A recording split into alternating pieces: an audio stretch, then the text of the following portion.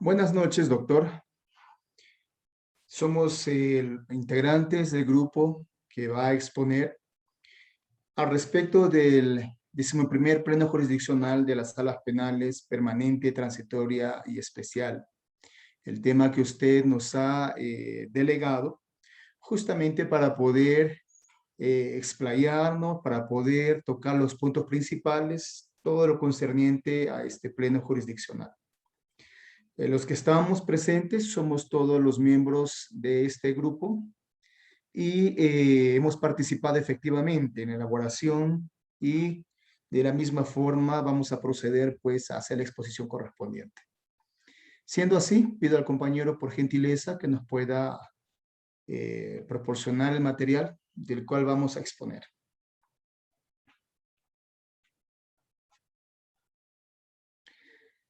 El acuerdo plenario número 09-2019 es al respecto del tema que vamos a hacer, pero antes quiero presentar a los miembros de este grupo de manera nominal.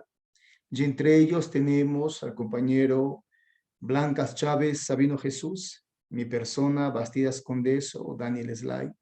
Tenemos a la compañera Casas Yauri, Sharon Beatriz, nuestro amigo, compañero coronel Hanampa Jesús Kenji y Valenzuela Vera Walter Luis. Repito, todos hemos participado de este trabajo y vamos a pasar a exponer al respecto de este acuerdo plenario de mucha relevancia, de mucha importancia, no apenas para la parte penal, sino para todo aquello que envuelve el derecho, ¿no? Específicamente sobre estas figuras tan importantes que vamos a pasar a mencionar. La primera PPT, por favor. Bien, a manera de introducción tenemos que vamos a tocar estos puntos principales que nos han sido delegados. Tenemos los antecedentes de este acuerdo plenario, una vista panorámica, llamemos así, de todo aquello que precede pues a este acuerdo plenario. Luego estaremos exponiendo de la violencia contra las mujeres y el grupo familiar, tema objetivo también en esta exposición. Seguidamente, el principio de oportunidad y todo lo que esto implica. Asimismo, el acuerdo y la problemática de la punición. Vamos a pasar entonces con los antecedentes. Es sabido por todos nosotros, doctor, los compañeros, aún por personas que no tienen tal vez mucho interés en el derecho, pero que sí se ve a través de las noticias la inseguridad ciudadana que vive en nuestro país. Ya sea por la coyuntura actual, el contexto actual de crisis, de caos, de pandemia, hemos visto pues ese incremento en la inseguridad ciudadana que deviene también en la vulneración, ¿no? Y también los abusos contra el delito, contra la libertad sexual, la violencia de género, temas que están muy en boga, muy actuales, el feminicidio, violencia contra las mujeres y miembros del grupo familiar, son temas que están pues en auge, como repito, y justamente es por el incremento de estos temas que este pleno hace las acotaciones pertinentes y oportunas para que los magistrados en los diferentes procesos puedan tomar una decisión, interpretación de la norma con los nuevos alcances, pues que las modificatorias a las leyes que se han proporcionado, y sea de una manera única, unificatoria, la interpretación judicial al respecto. Entonces, hemos visto tristemente cómo la inseguridad se ha multiplicado de manera ascendente en algunas regiones más que en otras. Y hay en la doctrina, hay algunos doctrinarios, algunos juristas, ¿no? Donde se da a través de las leyes una sobreprotección legal a la mujer hasta a veces exagerada, elevando pues algunos ilícitos como faltas a delitos y comparándolos con ellos en la punición también. Y semejantemente se ve una discriminación del hombre a la mujer, todo eso porque estamos dentro de un contexto en la cual el hombre por diversas razones culturales hay un abuso, una vulneración física, sexual, económica, psicológica con las mujeres, ¿no? A esto pues llamamos feminicidios, llamamos violencia y muchas veces suceden dentro de los hogares, de las casas, ni tanto muchas veces por personas ajenas, pero sí por los propios miembros del grupo familiar. Continuamos, por favor. Como antecedentes a este pleno, tenemos pues que a partir de la ley o de la emisión de la ley 30364 en 2015, que objetivamente visa prevenir y sancionar, erradicar todo tipo de violencia de género contra las mujeres, contra el grupo familiar, a partir de esa ley que estipula y levanta pues el grado, le repito, de lesiones, de faltas a delitos de género con puniciones más severas, es que se ha aumentado, hemos visto el aumento de los casos y reincidencias a respecto de las denuncias que envuelven este tipo de delitos. Tenemos así, proyectando aquí una estadística, que en el año 2016 las denuncias pues han aumentado, ¿no? Con medidas de protección impuesta. Tenemos el año 2017 de la misma forma las denuncias con incremento exacerbado de las medidas de protección. Asimismo, en el año 2018 y hasta el 2019, que tiene esta estadística como marco de enero a junio, donde las 173,000 denuncias con 148,000 medidas de protección impuestas. Hay un incremento, estamos en una realidad, en un contexto de violencia, sobre todo contra las mujeres. Obviamente, hay una crisis de seguridad ciudadana generalizada, pero estamos tocando el punto con respecto a la violencia de género, la violencia contra las mujeres y contra el grupo familiar. Próximo, por favor. Es así que para dirimir todo tipo de disfunción o hasta de interpretación diferente, este pleno tiene la finalidad de unificar la interpretación, como habíamos mencionado. Estos plenos constituyen un mecanismo que el Poder Judicial establece y tienen el propósito exactamente de que esas disyunturas, de que esa eh, no uniformidad de la interpretación de la ley puede ocasionar pues una no correcta tutela de los derechos que la Constitución garantiza a todo ser humano. Siendo así, esto viene a dirimir todo tipo de criterio disímil con lo que concierne a la interpretación de la norma.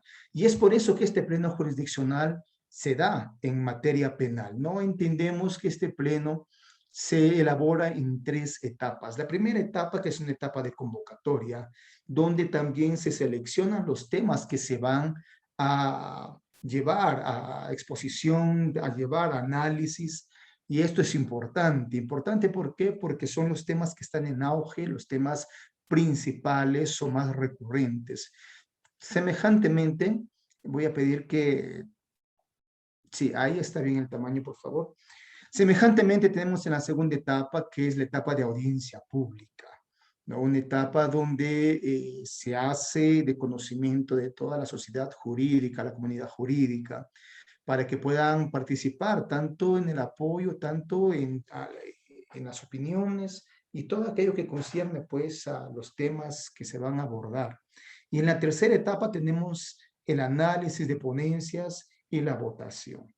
Esto es importante porque es la manera como funciona este pleno jurisdiccional, ya que no son aleatorios los temas seleccionados, sino, como repetimos, se hace pues todo un procedimiento para esa selección, aún también de los ponentes y de las ponencias, de tal forma que todo está meticulosamente estructurado para alcanzar pues los objetivos que se tienen en este pleno jurisdiccional.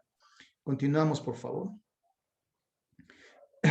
Y la problemática que sucede antes de este pleno es las recientes modificaciones legislativas. Decíamos aquella ley que mencionamos que desde que se implementó esa ley, entonces necesitan los magistrados, necesita pues el sistema jurisdiccional garantizar la correcta interpretación y la aplicación de la sanción. ante los nuevos procedimientos, ante las nuevas interpretaciones, entendimientos de esta nueva ley, sobre todo para que no haya diferentes posiciones interpretativas, ¿no?, al respecto. Tenemos también que esto va a solucionar la falta de una respuesta uniforme por parte del sistema hacia la sociedad, ¿no? Y dentro de ello también encontramos los problemas ya mencionados, procesales y materiales, explícitamente de característica material y procesal, donde estaremos en breve tocando el principio de oportunidad, asimismo el juicio de determinación judicial de la pena. Algunas medidas que han sido y que son, pues, según esta nueva ley, de una aplicación diferente a como se hacía antiguamente, y aún así también la no posibilidad de negociación en temas y sanciones o delitos específicos. Y también encontramos en este pleno que se hace una aclaración a algunos términos, ¿no? El género, qué género, y todo aquello, pues, como estamos viendo aquí en nuestra pantalla, ¿no? Todos esos puntos, qué es género, qué es violencia de género, en fin, estos puntos son tocados por el Pleno a manera de conceptualizar, de dirimir cualquier tipo de duda, cualquier de otra concepción, y aclara pues la idea respecto de estos temas. Continuamos y cedo la palabra al compañero. Bien, buenas noches con todos los oyentes. Mi persona tocará el tema respecto a los delitos de violencia contra la mujer y los integrantes del grupo familiar según la ley 3036-4. Siguiente, por favor. El cual comenzaré hablando respecto a los fundamentos jurídicos. Esta ley número 3036-4, ley el cual es fundamental, ¿no? Es fundamental ¿para qué? Para prevenir, sancionar e erradicar la violencia contra la mujer y los integrantes del grupo familiar. Pues esta ley ha configurado una amplia gama de medidas de protección y coercitivas civiles. Y de igual modo configuró una amplia gama, ¿no? Una amplia gama de protección. De igual modo, ha instaurado medidas de seguridad y de un tratamiento en el cual el juez penal tiene y debe imponer tanto para el agresor como para la víctima, ¿no? Al igual que sus modalidades o su tipología, esta ley merece una protección reforzada. No obstante, debo mencionar que orientó acerca de lo que serían los enfoques necesarios para su interpretación y aplicación entre lo que serían los enfoques de género, de integralidad y pues de los derechos humanos. Según esto, los artículos 1, 3, 4, 6 y 5. Respecto al artículo 8 de la ley, básicamente ha descrito, ¿no?, los tres tipos de violencia contra la mujer, que serían la física, la psicológica y económica, o por así decirlo, patrimonial, ¿no?, que han sido en sí precisadas y hasta cierto punto pues ampliadas por el decreto legislativo, ¿no? Según el número 1323 del que acabo de mencionar, decreto legislativo. Esto en base al ámbito de la violencia psicológica. Y de otro lado, ya la ley, ya hablando procesalmente, la ley en sí ha constituido especialidades en materia de prueba, puesto que introdujo nuevas reglas de estructuración de la sentencia penal, como de un vínculo en el proceso penal con el proceso de protección o cautelar incoado en la sede de justicia, de justicia familiar. Siguiente, por favor.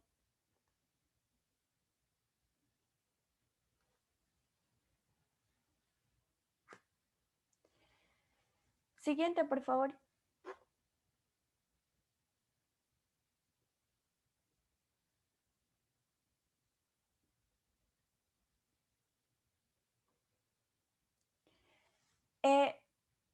ya existe, dentro de esta ley existe, ¿no?, un proyecto de ley aprobado por el Congreso que hasta la fecha no ha promulgado o no presenta lo pertinente de los siguientes cambios. Primero, ha incorporado el ámbito de las circunstancias agravantes de feminicidio cuando la víctima es adulta, adulta mayor, ¿no? Y no obstante, cuando fue sometida a cualquier tipo de explotación, a cualquier tipo de explotación humana. Y esto no solamente se va a tratar de feminicidio, porque esto en sí se va a cometer a sabiendas de la presencia de sus hijos y hijos e hijas de la víctima, ¿no? O incluso no siendo solamente mayores, sino niños o niñas o adolescentes que se encuentren bajo su cuidado. Bien, segundo, se agregó como supuestos del delito de lesiones graves, esto según el artículo 121 del Código Penal, ¿no? Y esto es cuando la agresión, o básicamente se fundamenta cuando la agresión ha determinado un nivel grave o muy grave de lo que sería un daño psíquico, o cuando se estaría generando una afectación psicológica como consecuencia de la gente, ¿no? O de que la gente esté obligando a otro a presentar cualquier modalidad de homicidio, en este caso, homicidio doloso, lesión dolosa o violación sexual, y pues pudiendo evitar esta situación. Eh, Como tercer punto, añadió circunstancias de agravación en el delito de lesiones graves por violencia contra las mujeres e integrantes familiares. Esto según el artículo 121 del Código Penal, al igual que los delitos de lesiones leves, como he mencionado en el punto anterior. Y por último, fijó criterios técnicos y esencialmente de apoyo pericial para fijar el nivel de daño psíquico y de afectación psicológica. Esto según el artículo 124 del Código Penal. Siguiente, por favor.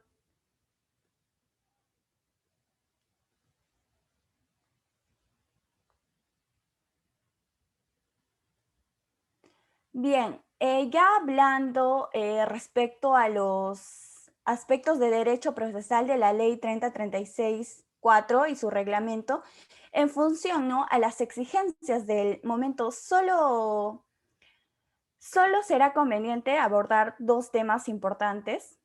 La primera, la declaración de la víctima, y la segunda, su valor probatorio en, en un nuevo ordenamiento procesal penal. Siguiente, por favor.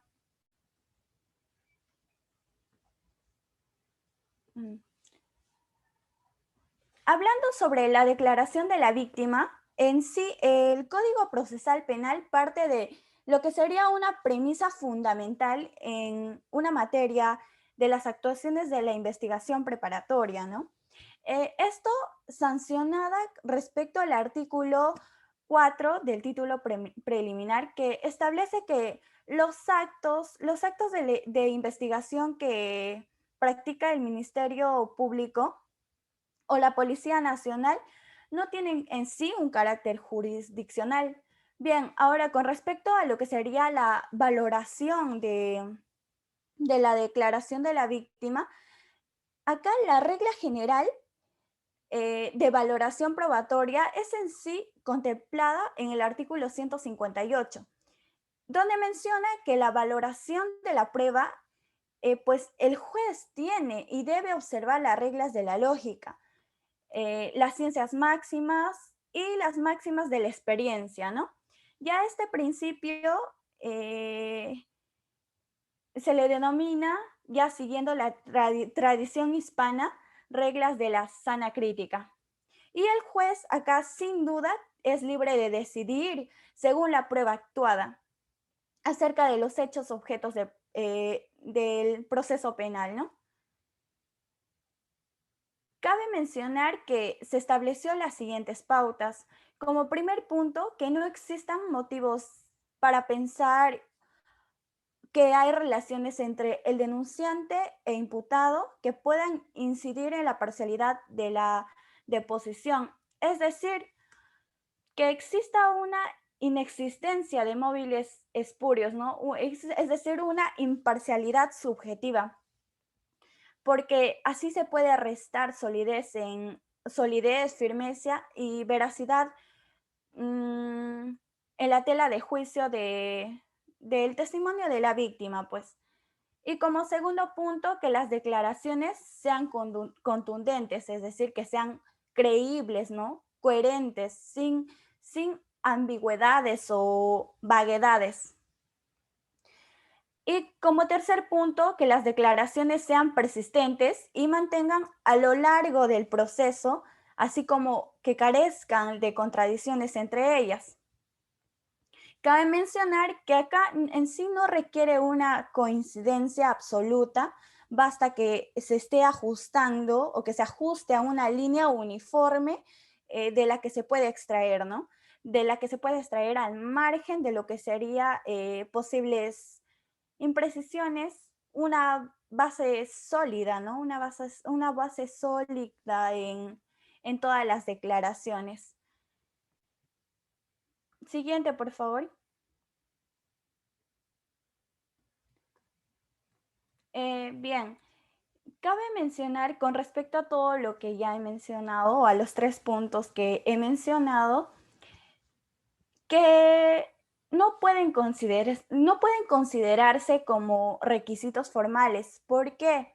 Porque de modo que tuvieran que concurrir a todos unidos para que se pueda, no sé, dar un crédito, ¿no? A la declaración de la víctima como prueba de cargo, tienen pues un carácter relativo, ya sea encaminado a orientar en el sentido de la decisión judicial, pero a los que en modo alguno cabe otorgar un carácter normativo que determine el contenido de sentencia.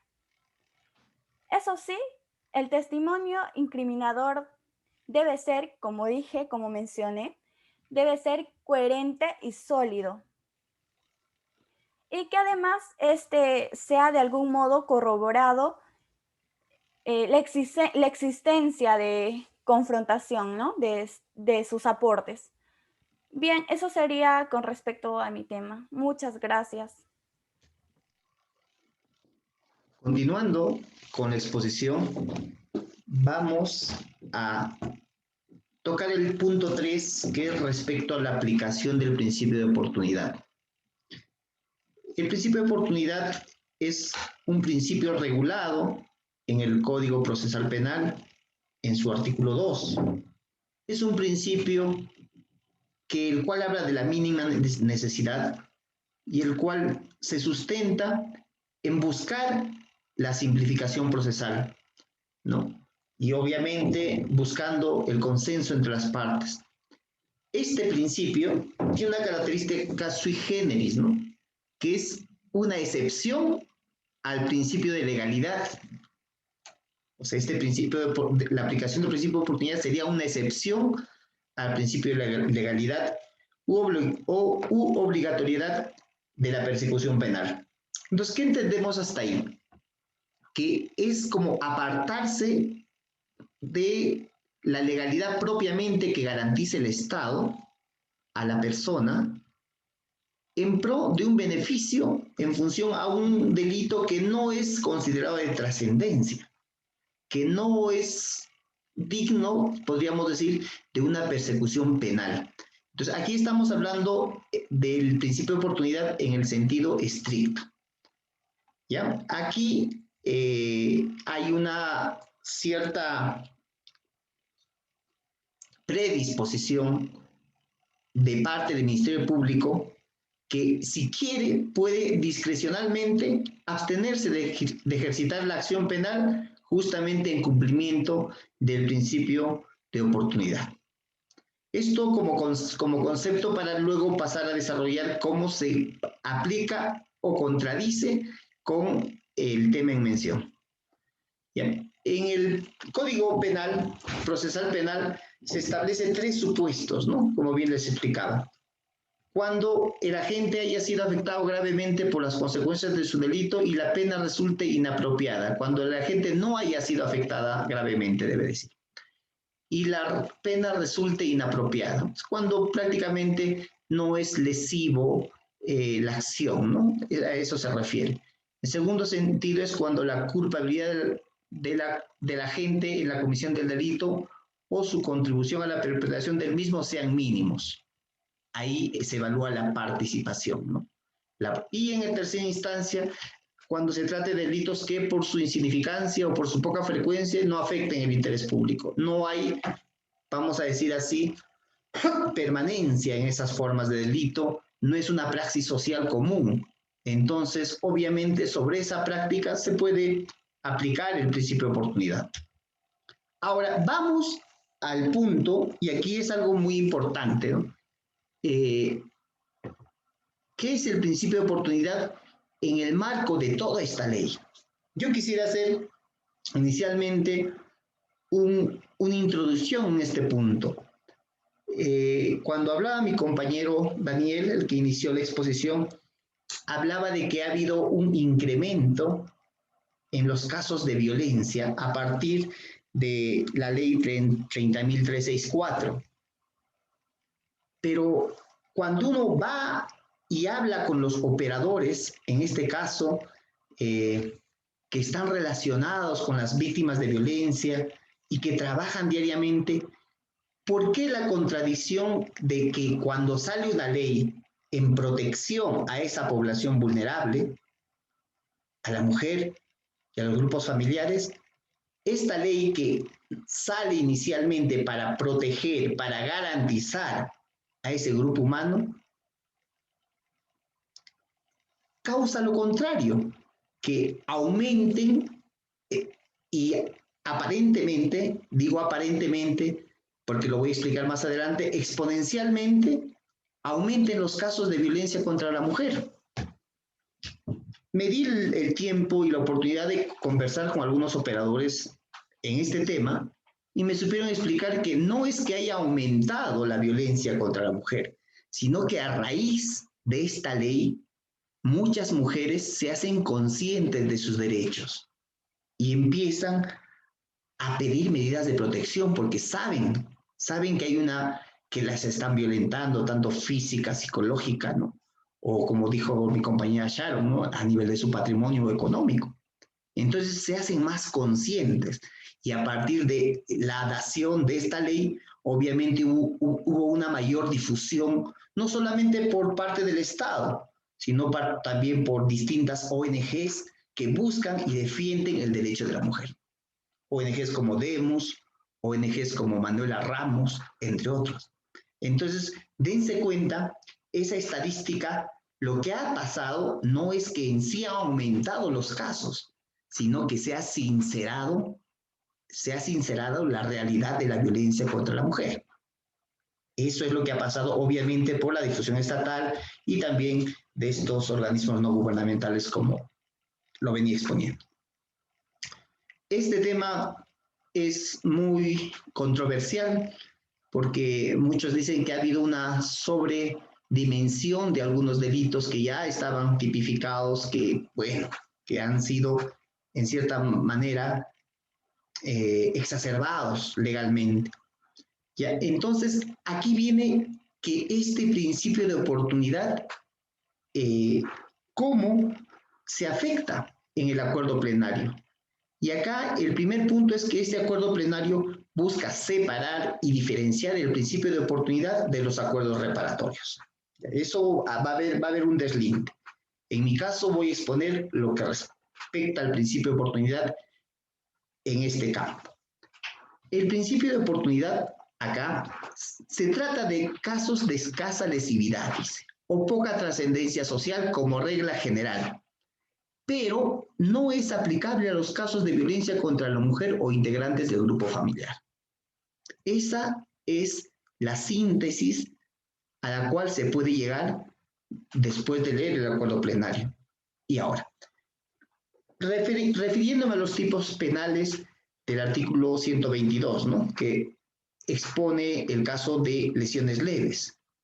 las cuales se convierten, las lesiones leves ya pasan a ser agravadas. ¿Por qué? Por tratarse de una mujer o integrantes del grupo familiar. ¿Por qué? Porque ahí no se aplica el tema del principio de la oportunidad. Entonces, lo que nos expone este acuerdo plenario es la inaplicabilidad del principio de oportunidad para este caso, ¿no? Es como si hablásemos de que por sí mismo este acuerdo plenario inaplica el principio de oportunidad para estos casos. Es más, si son lesiones leves, pasan a ser una fórmula agravada. Ahora, el artículo 122b va más allá todavía. Aquí habla de que las agresiones en contra de las mujeres que son levísimas, que requieren 10 días de asistencia o descanso de algún tipo de afectación psicológica, producto de la violencia, entre otros, también no aplican para el principio de oportunidad. ¿Y cuáles son los criterios que ha tomado el acuerdo plenario?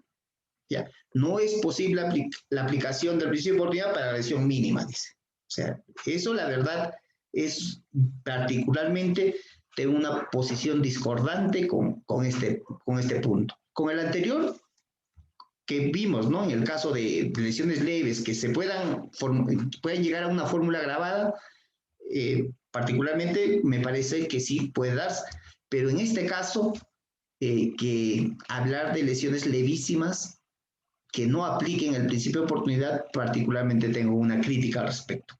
Luego se habla de ser pluriofensivo. ¿Por qué? ¿A qué se refiere con pluriofensivo? Porque, bueno, se ha masificado, ¿no? Tiene un incremento considerable, también es el otro punto.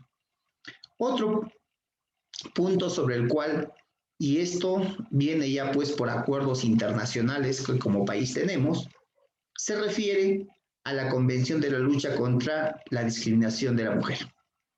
Entonces, en mérito a esta convención, es una justificante más que el acuerdo plenario agrava los de este tipo, ¿no? Asimismo, no se puede aplicar el principio de oportunidad porque hay un interés público en reprimir estas conductas.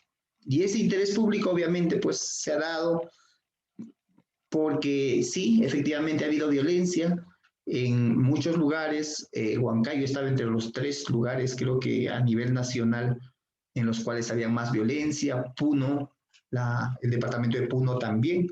Entonces, eso también nosotros podemos ver que, bueno, en esa realidad, en esa coyuntura, se dieron esto y obviamente, ¿no? Por presión social, por presión de ONGs, por un Congreso que en un momento vio que la única manera de solucionar esto era agravando la pena y no haciéndolas cumplir como debió haber sido también, ¿no? Bueno, acá un poco quise desarrollar ese interés público al cual se refiere, ¿no? Se refiere a la protección pues, de este tipo penal por la incidencia constante que se da en el interés del legislador, ¿no? En esta problemática social, que muchas veces hubieron reuniones de ONGs en el Congreso, que había presión y otras cosas, ¿no? Bueno, también como un carácter preventivo, ¿no? Como un carácter preventivo. Y bueno, cuando hablamos de esa perspectiva internacional, de esa relevancia de la problemática desde una perspectiva internacional, porque hay acuerdos internacionales al respecto. Y bueno, eso sería la participación de mi parte. Muchas gracias.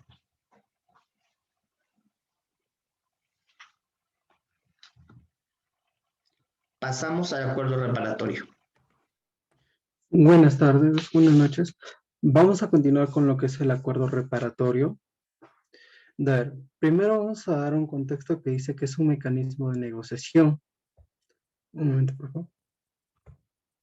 Ya, es un mecanismo de negociación y solución del conflicto penal que permite la culminación del proceso penal previo acuerdo. Esto vamos a hacer que el acuerdo reparatorio en sí es un pedazo, es una parte del principio de oportunidad. Es uno de los procesos que se continúa para llegar así a dar lo que es el principio de oportunidad. Pero esto lo vamos a ver como más profundidad en el artículo 2, inciso 6 del Código Procesal Penal. También vamos a ver lo que son los requisitos y lo que son las los pasos a continuar. Siguiente diapositiva, por favor.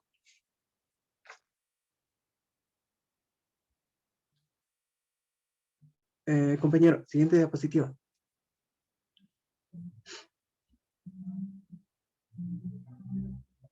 Ya. Aquí vamos a ver las posibles aplicaciones del acuerdo reparatorio. En sí vamos a tener en el artículo 122 del inciso 3 literal D. Lo que vamos a hacer, vamos a dar una característica que nos dice, ¿no? Es ascendiente, descendiente, natural o adoptivo, cónyuge conviviente de la gente. Con esto vamos a determinar que la violencia, si se relaciona por esa parte o por esa manera, de las cuales dice, la pena será privativa de la libertad no menor de 3 ni mayor de 6 años, si la víctima, perdón, es ascendiente, descendiente, natural, obligatorio, cónyuges convivientes de la gente. En este caso, si la persona puede acogerse a lo que es el acuerdo reparatorio, o como quien se puede dar una indemnización a lo que se puede poner a una indemnización por los daños que ha sido sufrida esta persona. En el artículo 122b nos señala claramente que la persona está sujeta a lo que es a no negociar. No negociar literalmente, porque si la persona en este caso llega a una negociación con el victimario, llegaría, como quien dice, a una muerte futura. Porque en este caso, bien claro, hace la seguridad propia de la persona, como hace mención. Si un victimario pide el archivamiento de un documento, esta persona estaría pidiendo como que su libertad propia. Y en sí, toda su violencia que ha sido sometida o toda su violencia contra la otra persona, lo ha agarrado, lo ha maltratado, lo ha hecho un sinfín de cosas, quedaría impune, quedaría como carta en blanca y a la siguiente la persona ya no llegaría a denunciar, porque literal la persona ya estaría en la morgue o ya estaría en un féretro. Por ese mismo motivo es que el artículo 122b prohíbe lo que es el acuerdo entre esta parte. Es un poco de contradicción, pero vamos a verlo más adelante, cómo se relaciona y de qué manera se ve. Siguiente diapositiva, por favor. Acá vamos a ver exactamente el artículo, la ley 3036-4. De ella nos refieren dos artículos, la que es el artículo 25 y el artículo 32. En ella vamos a ver otra vez la relación que nos habla, ¿no? En esta ley también nos habla, ¿no? El artículo 25 nos dice la confrontación. Si tú haces entre dos personas una confrontación o un careo, como bien claro venimos a mencionarlo, estas dos personas pueden llegar a matarse. Literal, en todas estas posiciones que vamos a ver contra la violencia de la mujer y la violencia de género, en este sentido vamos a ver que va a predominar el machismo en una mayor parte.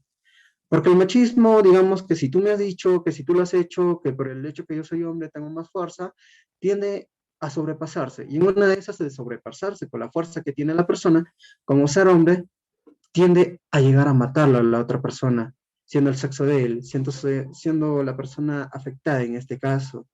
Entonces, para evitar todo ese trajín, para evitar todo eso que puede suceder aún posterior, es que este artículo 25 de la ley 3036-4 nos hace mención de que está prohibido el careo o la confrontación entre estas dos partes. Se llevará el proceso de una buena manera, pero ya sin la confrontación de estos dos. Mientras tanto, que vamos a hacer mención en el artículo 32, bien claro nos hace mención, un momento por favor, ya, perdón. Este artículo 32 viene a ser regulado por la Ley Suprema, por el Decreto Supremo, perdón, 004-2019. Al MIM dice, no procede el archivo, dice acá, ¿no? No procede el archivo de la denuncia pedido a la persona del denunciante. Y su artículo 6b estatilló, improcedente la aplicación o promoción de cualquier mecanismo de negociación, conciliación entre la víctima, la persona agresora, me impida la investigación o sanción de los hechos de la violencia bajo responsabilidad del servidor o funcionario a cargo. Igual, hay una relación muy lógica. Si tú haces, como quien dice, que estas dos personas lleguen a una conciliación, ¿no? Te impide todo un vínculo que, digamos, todo un proceso de la violencia que haya ocurrido anteriormente. Vamos a ver también ahí que las declaraciones van a ser cambiadas.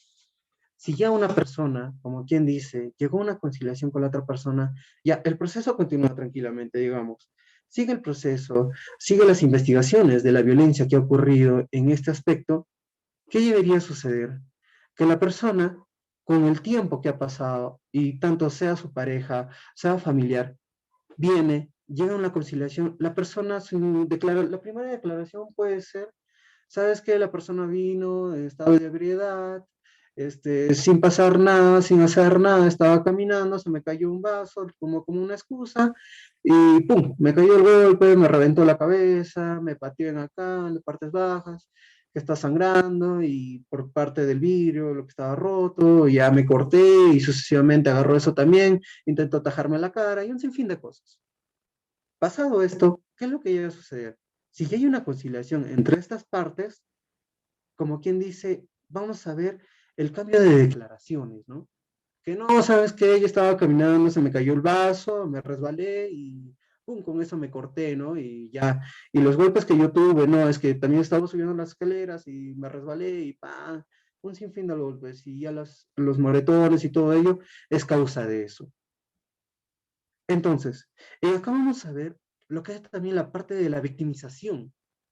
Una victimización de la otra persona, de lo que es del victimario. Esta persona va a ser como quien dice, yo se lo dije desde un principio, no es culpa mía, yo no tengo ningún mal. Entonces, de esa manera, esta persona queda impune, queda invicta y no llega a proceder nada. Ya hemos visto muchos casos de las cuales hacen unos cambios de declaraciones, tanto sea por su pareja, tanto sea por el padre de sus hijos, su enamorado, aparte de ello también, si es parte de la familia. Y un sinfín de casos más que podemos verlo cotidianamente. Se le perdona a la persona, pero a la siguiente vez o a la siguiente oportunidad que está sucediendo, la persona la está matando. Y hay tremendos letreros que dicen feminicidio. Entonces, por este caso, más que nada, hacemos mención al artículo 32 del Decreto Supremo 04-2016, que hace la modificación en procedencia del artículo 6b. Más que nada fue por ello. Siguiente diapositiva, por favor. Acá vamos a ver, esto es muy interesante, porque vamos a ver lo que es el CEDAW, la Convención Interamericana de los Derechos Humanos, que nos hace presencia con un caso muy, muy, muy hermoso, que podemos decir, porque muestra claramente cómo es esto. Muestra claramente todo, tal vez todo lo que he explicado anteriormente yo, y no solamente yo, sino todos mis compañeros, pero lo vamos a ver de una manera resumida, porque este caso, si lo pasamos a una interpretación, wow, nos faltaría horas todavía para terminar todo ello. También vamos a ver lo que es la Convención de Belén para el MESEC. Ahora, vamos a empezar lo que es con el CEDAW. A ver, el CEDAW, para comenzar, es la Convención sobre la eliminación de los tratados de forma de discriminación contra la mujer. En este CEDAW, vamos a ver en el artículo 33, párrafo 58C, nos habla, ¿no?, sobre la violencia de género contra la mujer. Dice, a ver, debe velarse para que no sea remitida de ningún tipo de procedencia alternativo, de arreglo de controversias, como la mediación, conciliación o el uso de procedencias alternativos, debe regularse estrictamente y permitirse únicamente cuando una evaluación anterior para la parte equipada especializada garantice el consentimiento libre e informado de las víctimas sobrevivientes, siempre que no existan indicadores de nuevos riesgos para la víctima. Esto nos parece muy repetitivo, pero ¿qué vamos a hacer? La única conclusión que llegamos todos es que sea prohibido la negociación entre estas dos partes, sea prohibido una parte de que digamos conciliación, pero siempre y cuando hay que ver también la solución, ¿no? No digamos que está prohibido y solamente que queda prohibido y las mujeres van a sufrir por el resto de la vida, no. Hay que dar patrones, hay que dar estadísticas, hay que dar algo que garantice en sí lo que es su seguridad. Si no brindamos su seguridad, por más que hagamos un sinfín de cosas, no llegaríamos a la solución en sí. Prohibiendo no llegamos a nada. Total, podemos hasta empeorar, quién sabe. puede ser lo peor, lo bueno, nadie sabe en ello. Eso es lo que nos hace el artículo 33, párrafo 58C. Ahora, vamos a basarnos sobre la Convención Interamericana de los Derechos Humanos. El caso Escoivich, Espinosa González versus Perú. Esto es de una señora que hace exactamente un hincapié a lo que es la administración pública, la administración peruana, donde la señora ahí ha luchó demasiado, hizo un sinfín de cosas y aún así lo único que recurría o lo único que obtenía la señora eran, ¿por qué? Pues tal vez tú lo hiciste o tal vez tú lo causaste. Nadie sabe lo que una mujer puede pasar o nadie sabe lo que una mujer tiene en su mente. Pero soportar un sinfín de cosas, la violencia de un hombre, tanto sea varón o mujer. El varón, literal, si es por machismo, a veces si sufre una violencia no va. Pero una mujer, si sufre una violencia, va inmediatamente a denunciar estos casos. Pero acá lo que es la inseguridad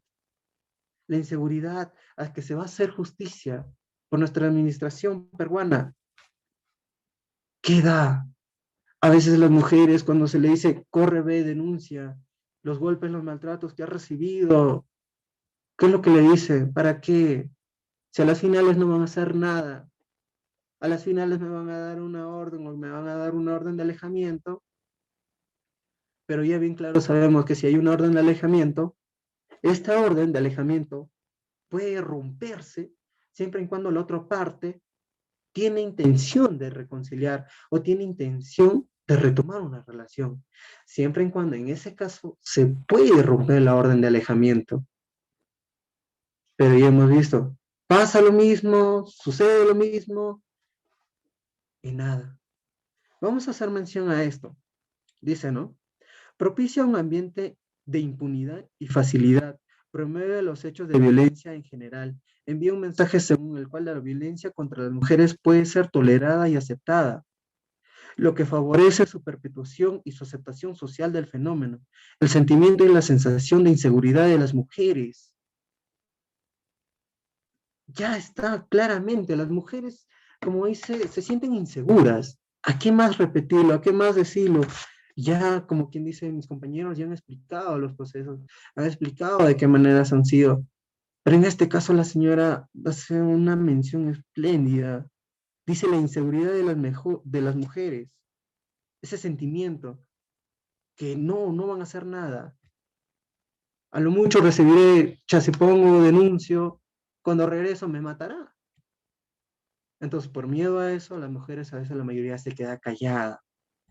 Pero vamos a hacer valer el artículo 5 de la ley 3036-4, que nos dice, al considerar que la violencia contra la mujer tolerada por el Estado o sus agentes constituye en sí misma una manifestación específica de violencia contra la mujer.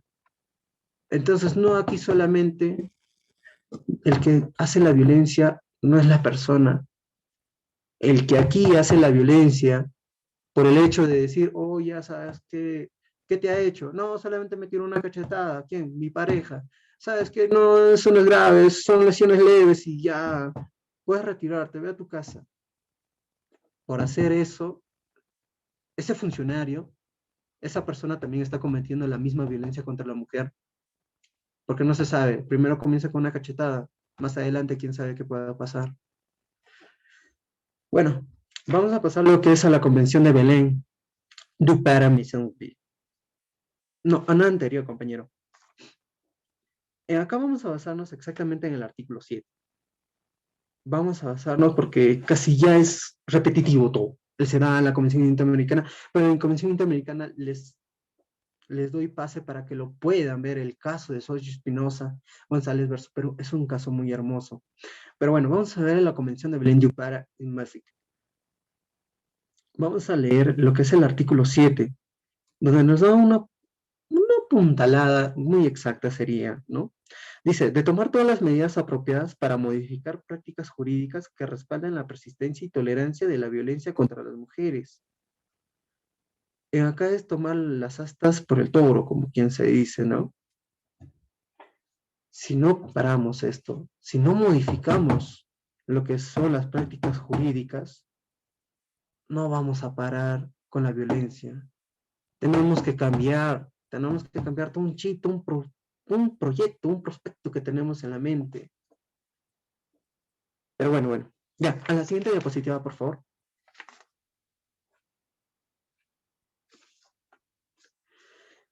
Ya, vamos a ver la desnaturalización del acuerdo preparatorio.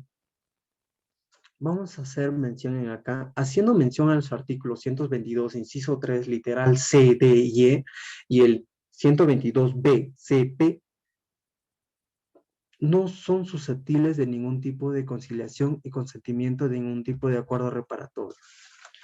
Ahora, acá ustedes dirán, ¿pero por qué motivos? Si hace un par de minutos usted mismo ha dicho que son los pasos, son los procedimientos. Es que en este caso, yo les decía, es una controversia total, ¿no? Aunque tenga la más coherencia o la más lógica que pueda decir, ¿no? El acuerdo reparatorio es el acuerdo entre dos personas para llegar a un fin y destacar todo esto. Pero en este caso de violencia no es procedible. No se da así como quien dice a entender o a dar la razón y decir, ¿sabes qué? El acuerdo reparatorio en acá va a funcionar de esta manera. No. Porque en este caso, si hacemos, como dice, un acuerdo reparatorio entre las dos personas, entonces estaríamos quedando en nulo todo lo anterior mencionado, estaríamos quedando en nulo lo que es el decreto ley, estaríamos de quedar, o sea, un sinfín de cosas.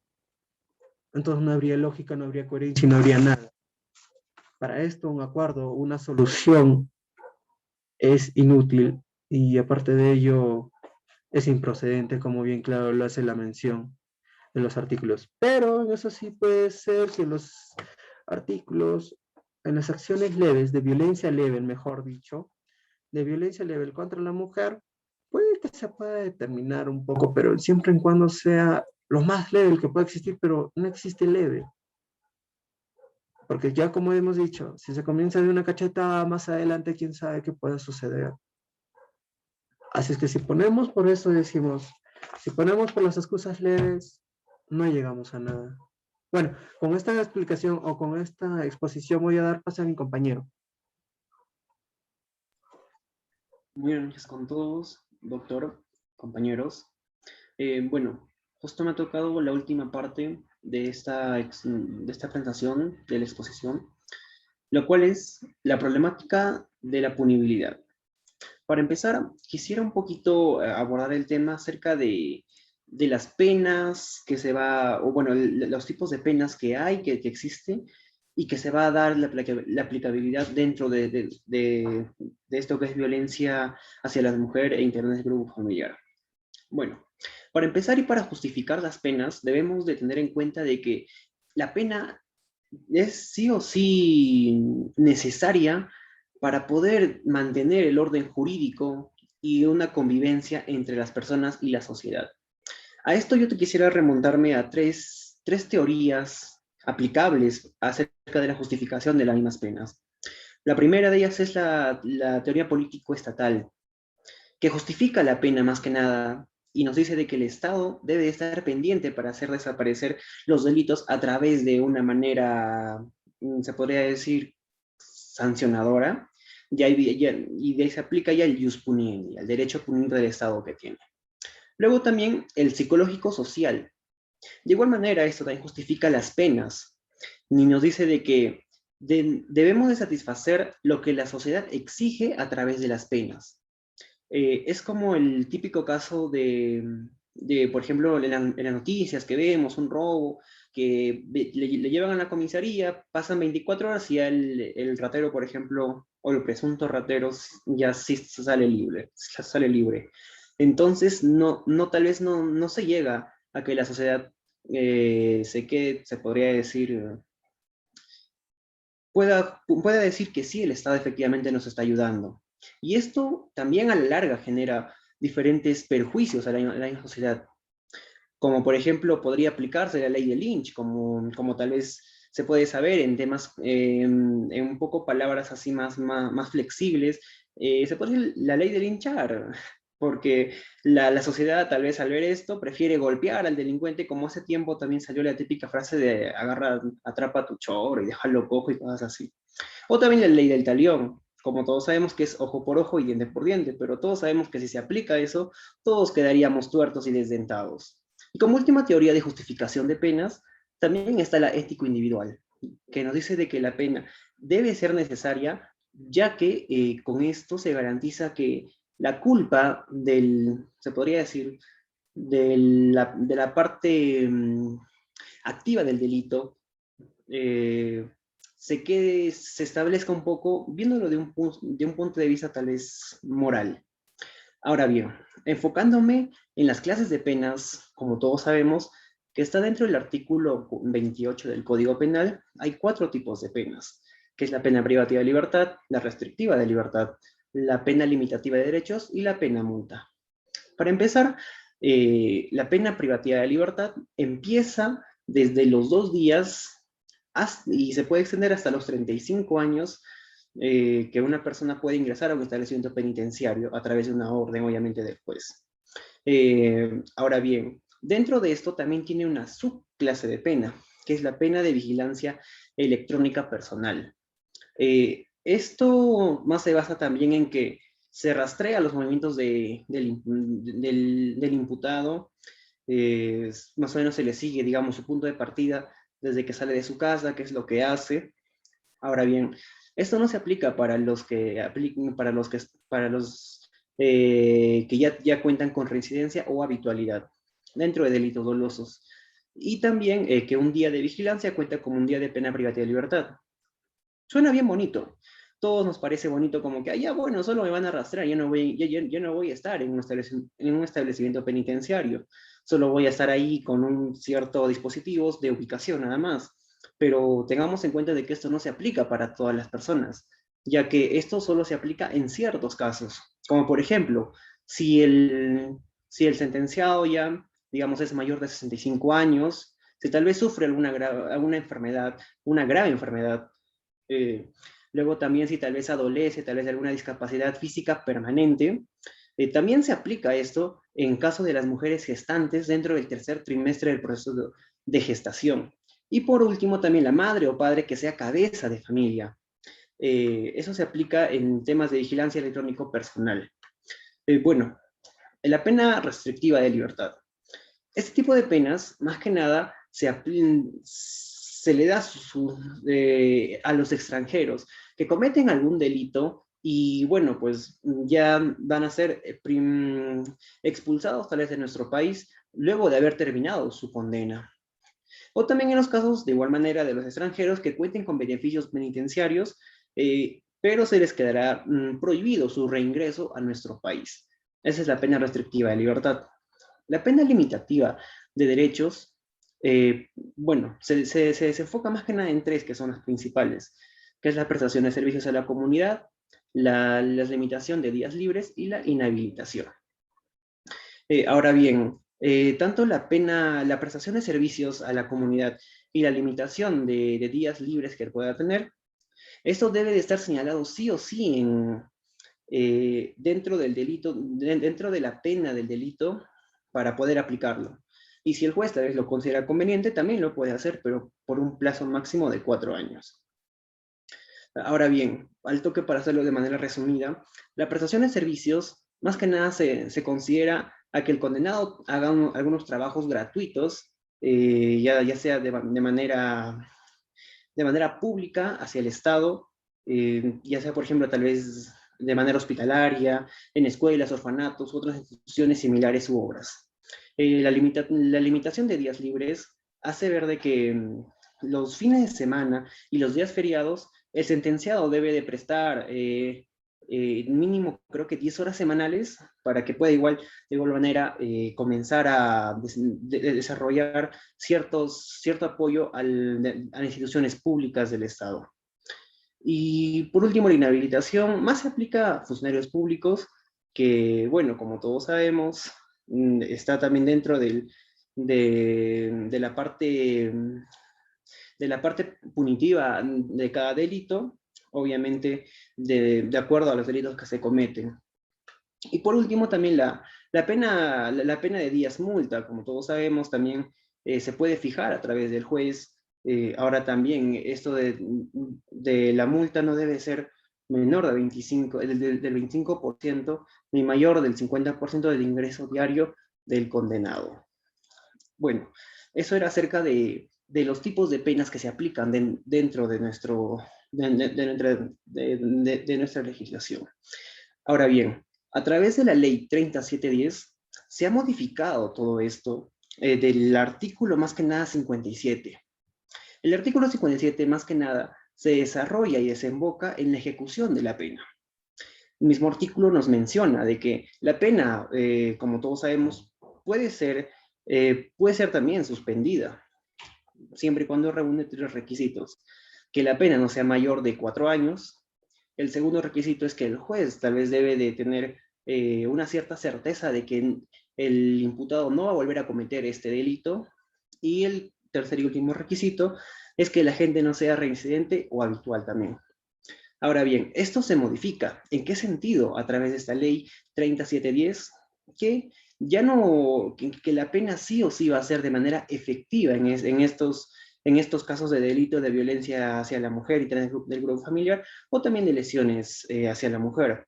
Justamente lo modifica ya para que la pena sí o sí se pueda cumplir con una mayor certeza. De esa manera ya se evita de que otra vez se pueda estar cometiendo estos mismos delitos, como ya mis compañeros anteriores lo han estado explicando de una manera más clara. Siguiente diapositiva, por favor.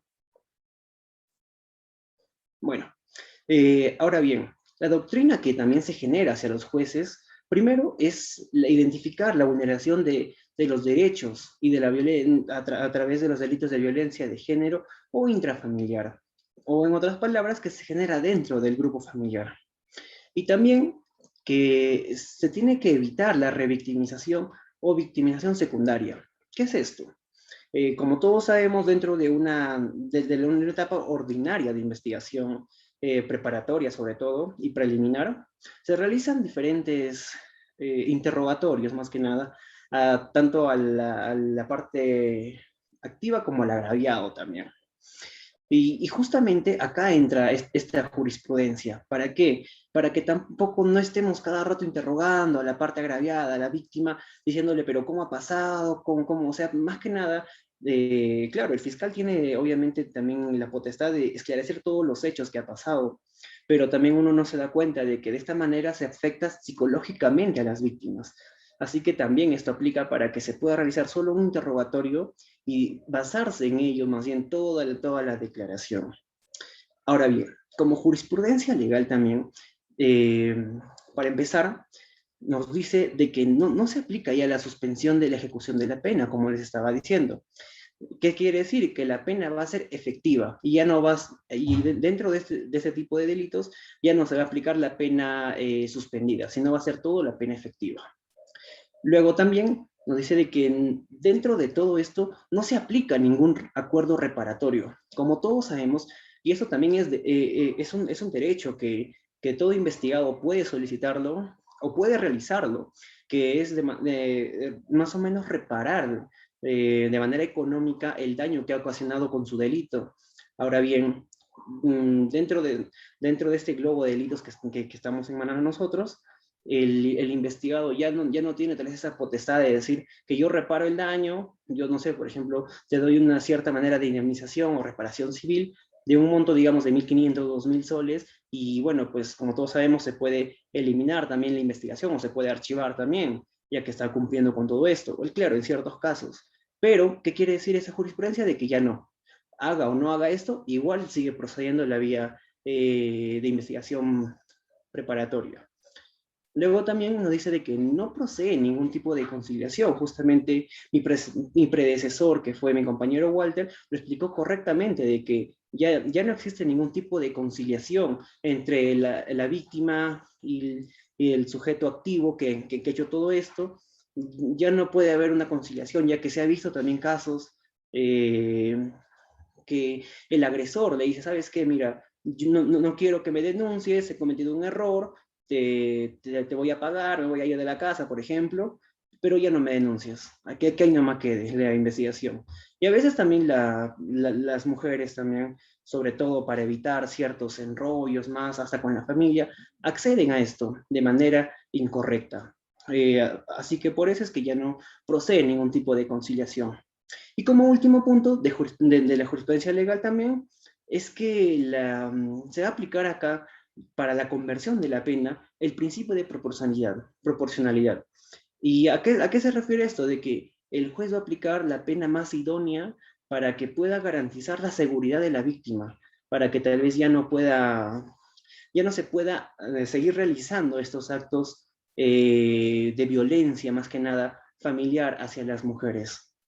Bueno, más bien con esto quisiera concluir toda nuestra participación. Muchas gracias, doctor, hoy queridos oyentes, y tengan muy buenas noches.